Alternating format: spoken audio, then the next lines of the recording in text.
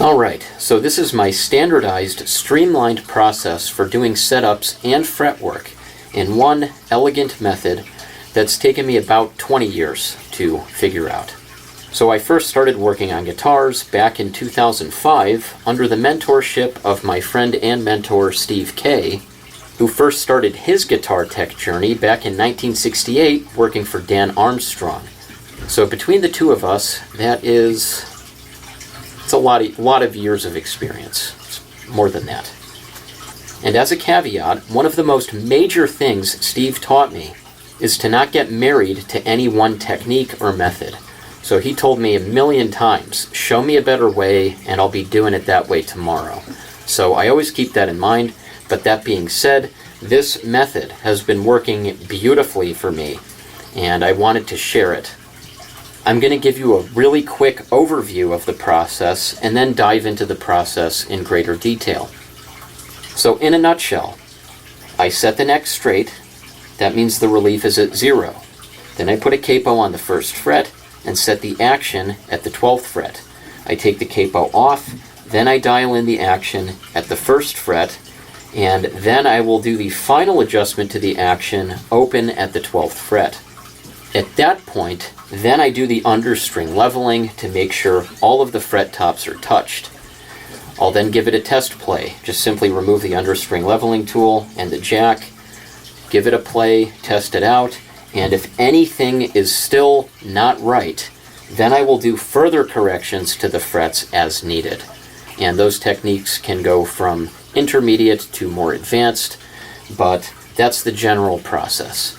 So, full setup, understring leveling, any corrections that are necessary with fretwork, which I would consider to be more fret profiling, that goes beyond fret leveling, and that includes things like compound radiusing the fret tops to facilitate string bending without choking out, putting the neck into a back bow and leveling the frets, or using a Rectify Master Katana to carve relief into the frets themselves under the low E and A strings to help them ring out without buzzing, and adding fall away also to facilitate string bending but also to alleviate stubborn buzzing. And fall away can be from 12 to the end. You can also start higher up the fretboard, but those are the 3 techniques basically that I'm talking about when we get into profiling the frets rather than simply leveling them. Then recrown, polish, clean up the board, tune the strings back up to pitch, and you're done. You can add your desired amount of relief back into the neck at this point, though for me and all of my customers, I'm having excellent results with 0 to 2 thousandths of relief. And if there's any issues, like they want the strings ringing out a little more, I've found that raising the action with a straighter neck or just a sliver of relief gets better results than adding more relief than a couple thousandths. But this does come down to personal preference. I'm not here to start a war over these things. This is just the way I've been doing it. And one last note for the action measurement, I was capoing the 1st fret and measuring the 17th fret for quite a long time before making this video, actually. It was in the process of it that I started thinking about a way to capo the 1st fret and measure the action at the 12th more accurately. So I'm going to explore a little bit more of that later in the video. But anyway, with all of that out of the way, let's get started.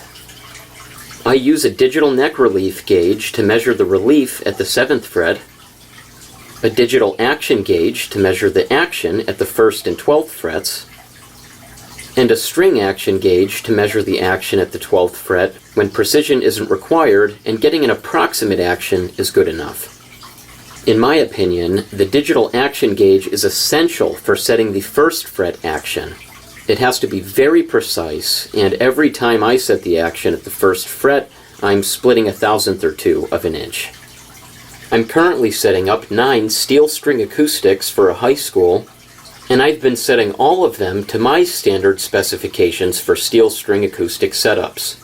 0 to 2 thousandths or 0 to 0.05 millimeters of relief at the 7th fret, an open 12th fret action of 90 thousandths or 2.3 millimeters on the low E string, and 70 thousandths or 1.8 millimeters on the high E string, and open at the first fret about 20 thousandths or 0.5 millimeters on the low E and A strings, 18 thousandths or 0.45 millimeters on the D and G strings, and about 14 thousandths or 0.35 millimeters on the B and high E strings.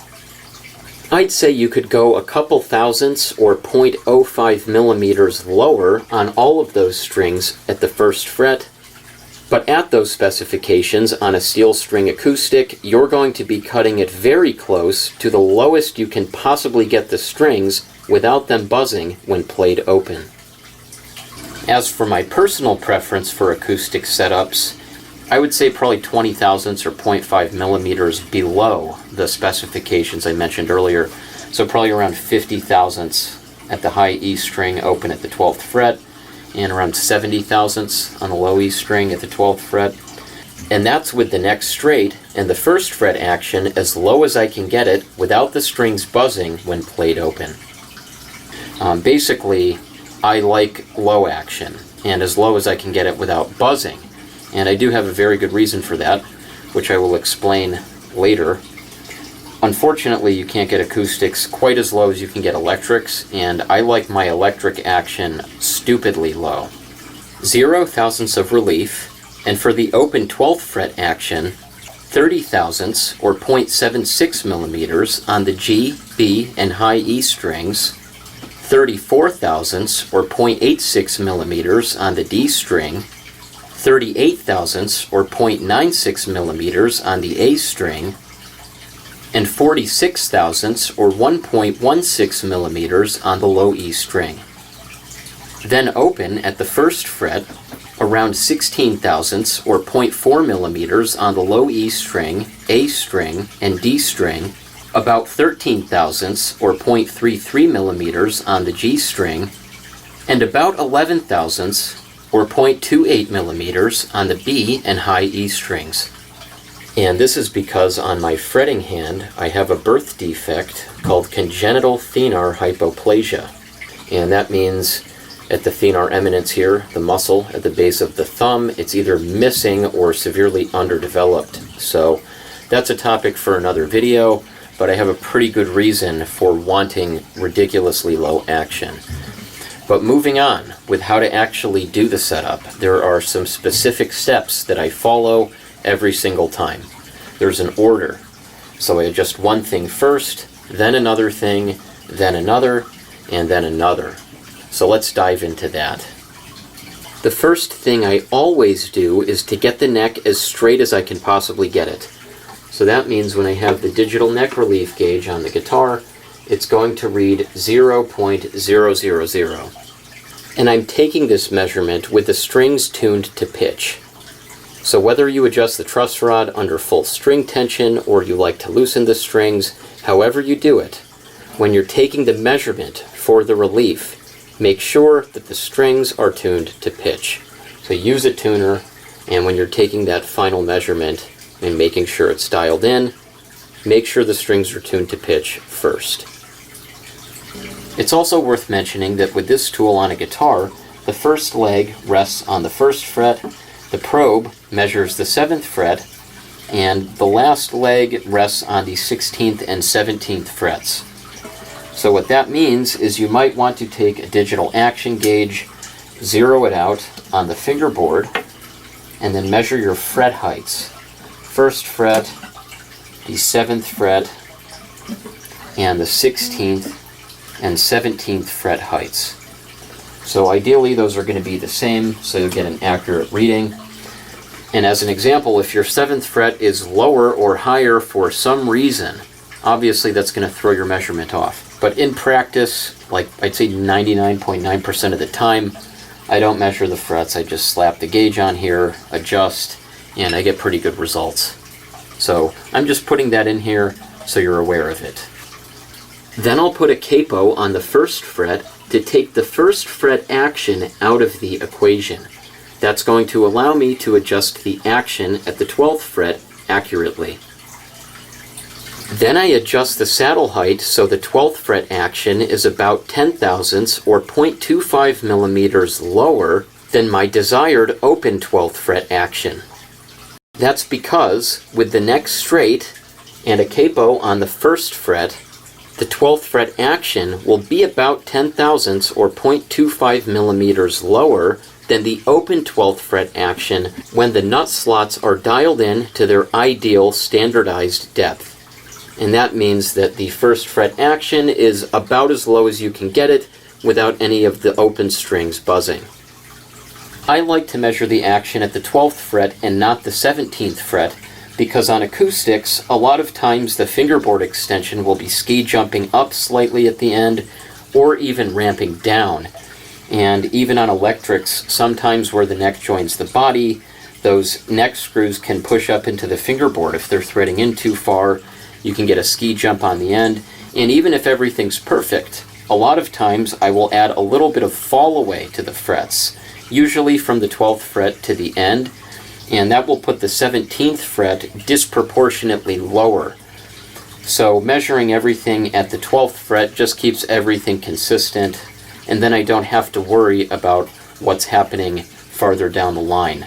Again, fall away or fingerboard humps. That can throw everything off. I have done a lot of setups where I capoed the 1st fret and measured the action at the 17th fret, but I'd always find myself at the very end adjusting the action at the open 12th fret for the final tweaking. So all my obsessive tweaking and getting everything dialed into perfection, I just naturally kept gravitating to open at the 12th fret. And I am aware that when you have a capo on the 1st fret and measure the 17th fret action, it will generally be close to the open 12th fret action. But instead of going between the 17th fret and the 12th fret, I discovered a different method of measuring action, which is what I've been using lately. So I figured why not cut out the middleman, and after experimenting on a number of guitars, I found this pattern where the open 12th fret action, when you have ideal 1st fret action, and when the neck is straight, is roughly 0.10 or 0.25 millimeters higher than the 12th fret action when you have a capo on the 1st fret, which eliminates the 1st fret action as a variable, which is what we want to do when we're going from neck relief to action, and then the nut slots as the final step. So we can set the action before we adjust the nut slots and know we have it in the right position, or at least very close. So after dialing in the nut slots, I always set the action open at the 12th fret and use those measurements as the final say. But doing setups this way, you will be really, really close to where you want to be, if not right on the money. So that's the way I've been doing it lately. But I'm always open to changing my mind on these things, though I think the most important thing is that whatever you do, it's consistent. So you want to be able to repeat your results over and over and over again. So whether you measure the action at the 17th fret all the time, or the 12th fret, or you do some combination like you do a capo at the 1st, measure the 17th, and then you dial it in open at the 12th. Whatever you do, I think if you just do it the same way every time, that's going to make your results repeatable. So with all of that out of the way, let's get back into setting up this acoustic. To adjust the action on an acoustic, the general rule of thumb is to change the saddle height by twice the amount that you want it to change at the 12th fret. So let's say you wanted the action 20 thousandths lower at the 12th fret. You'd lower the saddle by 40 thousandths. And similarly, if you wanted the action 20 thousandths higher at the 12th fret, you would shim the saddle up 40 thousandths. So, with the neck straight and a capo on the 1st fret, if I'm shooting for an action at the open 12th fret of 90 thousandths or 2.3 millimeters on the low E string and 70 thousandths or about 1.8 millimeters on the high E string, I'm going to shoot for about 80 thousandths or 2 millimeters on the low E string and about 60 thousandths or 1.5 millimeters on the high E string. After adjusting the action at the 12th fret, I'll then remove the capo and adjust the action at the first fret. Get those dialed in to that standardized depth, which is about as low as you can go without buzzing. So that's about, on a steel string acoustic, again, roughly 20 thousandths on the E and the A, 18 on the D and the G, and around 14 on the B and the E, roughly. We can split thousandths, but that's going to be very close to the ideal range for the lowest possible action at the first fret without any open string buzzing. Now's the time to dial in the setup to absolute perfection. So you could easily be done at this stage and walk away and have an absolutely great playing guitar. But if you're super obsessive like me, you might want to double check the action open at the 12th fret. That 10 thousandths figure I threw out before is an approximation. I think it's fairly accurate and it should be good enough to go by. But always, at least what I always do, is to check the action open at the 12th fret and then make micro adjustments to perfection. And whatever minute impact that's going to have on the first fret action, you micro adjust that as well. I will say, for me, I usually reserve the hyper-obsessiveness to electric guitars with individually adjustable saddles. If acoustics had individually adjustable saddles, I'd be doing the same thing, but because it's so much more of a pain to take the strings out and take the saddle out and sand it down, it's not something I really obsess about anywhere near as much as I do on electric guitar. Even though you can file the top of the saddle underneath the individual strings, I've had a lot of crazy stuff I've done. I'll get into that in another video. But for the most part, I reserve the hyper-obsessiveness with the individual action for every string dialed in to the thousandth. I usually save that, and pretty much exclusively save that for electric guitars with individually adjustable saddles. Now, at this point, your setup is done. But if you want to take things to the next level, no pun intended, I actually did not intend that pun. You can level the frets under string tension. And this is where the streamlined elegance of this setup method really comes to light. So the first thing we did was set the neck straight. And having the neck straight under string tension is the prerequisite for understring leveling. Now this is very simple. It can get a lot more complicated, and I'll cover that in future videos.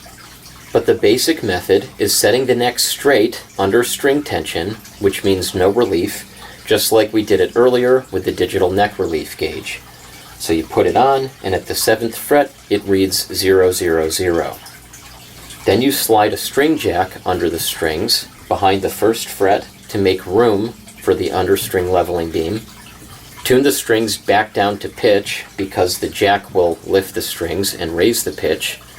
Double check your relief to make sure it's still at 0, 0, 0. And then take your understring leveling beam and, going between 2 strings at a time, level along the string paths until you touch the surface of every fret. The strings themselves, when they're tuned to pitch, act as guides for the understring leveling beam, so you'll more or less automatically be leveling along the string paths. So that makes it even easier. And once you've touched all of the fret tops, you can use Sharpie marker. I personally just use the shop lights. I turn this one off, and then I can see the glint or glare off the top of the frets perfectly. But once you've touched all of the fret tops, remove the understring leveling tool, slide the jack out, tune the strings all the way down, get them out of the way with string spreaders, then recrown the frets, polish the frets, and you can clean up the fretboard if you like. I always personally do that, and on rosewood boards, I use a combination of oil and wax. Lately, I've been using fractionated coconut oil and Renaissance wax. So perhaps a safer or more time-tested option would be Howard's cutting board oil. But either way, very simple procedure. The way I do it is just wet out the fingerboard with the oil, rub it in with a paper towel, make sure everything is wetted out, and then I'll give it a really quick once over with a dry paper towel. Then I'll get a new dry paper towel, put some Renaissance wax on it, rub it all over the board, make sure it hits everything, and then flip it over, get the dry side of the paper towel, and give it a quick buffing out. Then I tune the strings back up to pitch, give it a final test, and it comes out perfect. And you can know that it's perfect before crowning and polishing the frets because you're leveling under string tension. So all you have to do is take the beam out, take the jack out, tune the strings back up to pitch, and play the guitar. And then you can locate any problem areas that need further attention. This goes even faster with the Rectify Master Magic String Jack that only jacks up 2 strings at a time. So personally, I think you only really have to tune the strings down if you're using the StewMax string jack, which is lifting all the strings up. So all of the strings being jacked up could be a significant enough increase in tension to change the relief of the neck. So that's why when I use that StewMax string jack, I tune the strings back down to pitch. But with the Magic String Jack, you don't have to do that. You can if you want to be hyper obsessive, but I don't really think there's a point. So it's very easy. You slide it under, you get the string jacked up, level the frets with the beam, take the beam out, take the jack out. It's that fast. And then you can prop up the guitar on the bench and give it a test play.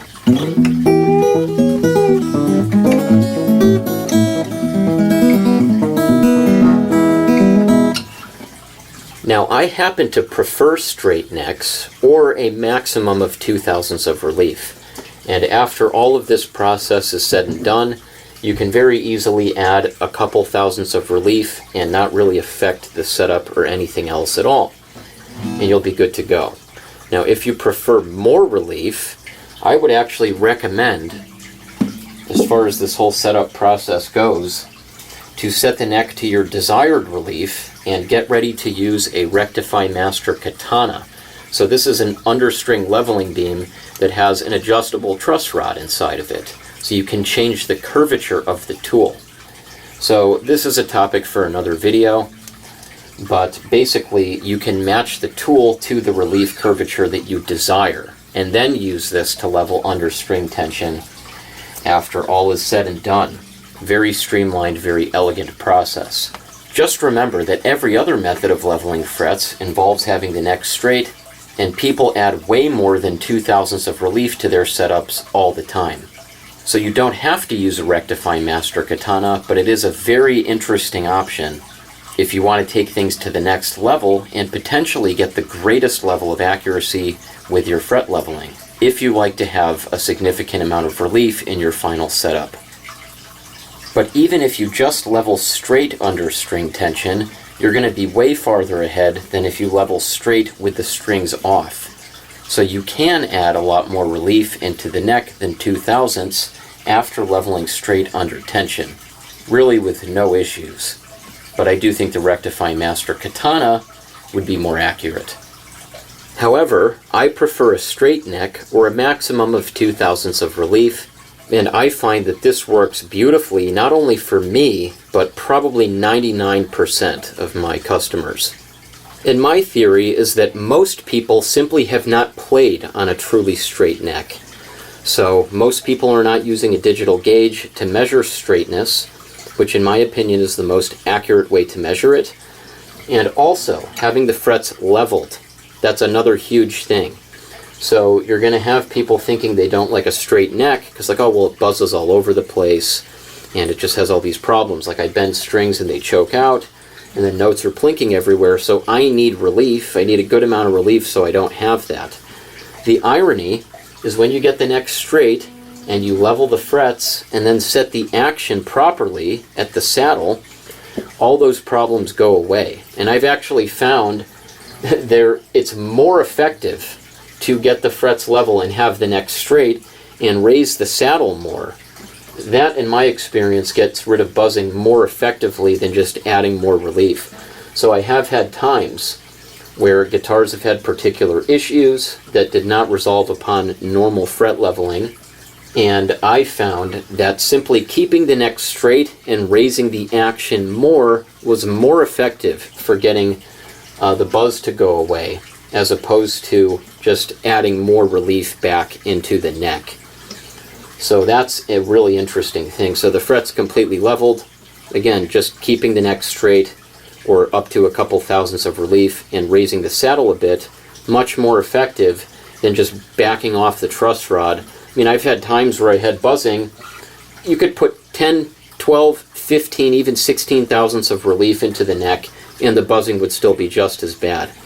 Put it back to straight and then just raise the saddle a bit more and it goes away. So there's a lot of nuances with all of that stuff, but in my experience, it's just so much more elegant and streamlined to basically do it the same way every time. You get the neck straight, set the saddle heights for the action at the 12th, set the action at the 1st fret, level the frets, test it out, and then adjust as needed. Recrown, polish, oil and wax, done. Beautiful. It's so simple. And the only complicating factors where fretwork gets more involved would be doing things such as fall away, like you've got choking out on string bends, partial compound radiusing, and back in 2018, I started carving relief into the frets themselves under the low E and A strings only. So those strings need more room to vibrate, especially the low E, and the problem is when you add more relief, you're compromising the rest of the setup, because now the D, G, B, and E strings have more relief than they need. They no longer feel nice and comfortable to play on. So the advantage of carving relief into the frets in select areas is you can have a straight neck and then just a relief curve under only the strings that need it. So I first got this idea from Big John of Big John's Guitars in Denton, Texas. So I was poking around online reading about fret leveling, fret profiling, and more advanced things, and I came across his website, and he didn't say what he did, but he mentioned that the thicker strings need more room to vibrate, and he called it fretboard contouring. So he didn't mention, he had like an XXX, saying, oh, I do this to fret XXX, and then that to fret XXX. So it wasn't public exactly what frets he was leveling. But I took that information, and then that's when I started to do this relief carving into the frets themselves. And there are two ways I've done this. So the first way is to put the neck into a back bow. So you tighten the truss rod, and let's say a couple thousandths of a back bow.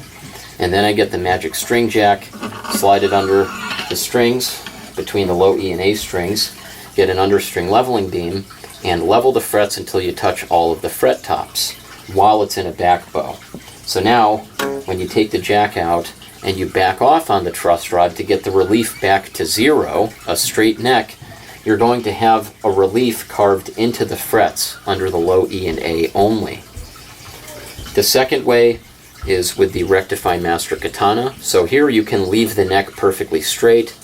You can adjust the curvature of the tool with the adjustable truss rod here, and I like to use a digital neck relief gauge. I have a Sharpie marker that shows the center of the tool. I measured it, and the probe goes right at that mark, and I can measure the amount of relief. So right now it's at 2 thousandths of bow in the tool, which means if I take this and level the frets, it's going to put that relief into the frets. And you want to sand in an X pattern when using the katana, because if you go back and forth, you're going to be changing that lowest point of relief drastically. But the way I would recommend, which is the easiest way, would be just using the truss rod to put the neck in a slight back bow. And I would go 1,000th at a time. So I would say 1,000th of a back bow. Get your straight understring leveling beam, level the frets until you touch all the fret tops, test it out, see where you are, and then if it needs more, you can go to a little bit more of a back bow. And I would recommend measuring the relief, as usual, in the middle of the neck.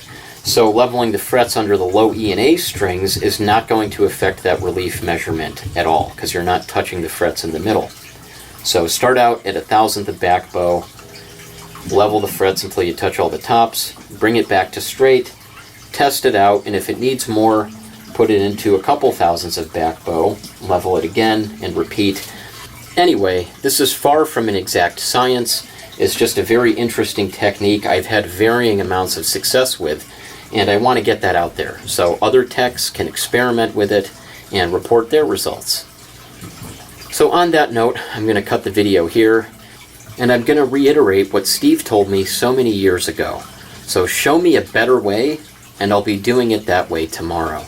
So always keep an open mind, think outside the box, and always be on the lookout for new and better techniques, better ways of thinking. Just stay flexible, because you never know when you're going to find something that works way better than, doesn't matter if you've been doing something for 20 years.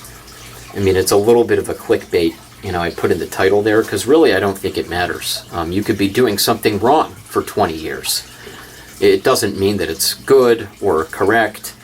You might stumble upon something that works way better, and then you got to shift gears. Doesn't matter if you've been doing it for decades.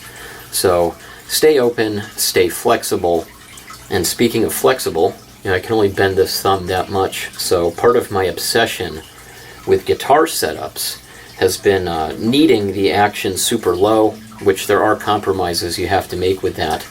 But because of this Thenar Hypoplasia, I'm a lot more limited in the amount of force I can apply to the strings, and my hand will get pain and fatigue, even from just having my thumb behind the neck and not pressing down at all, like very minimal tension.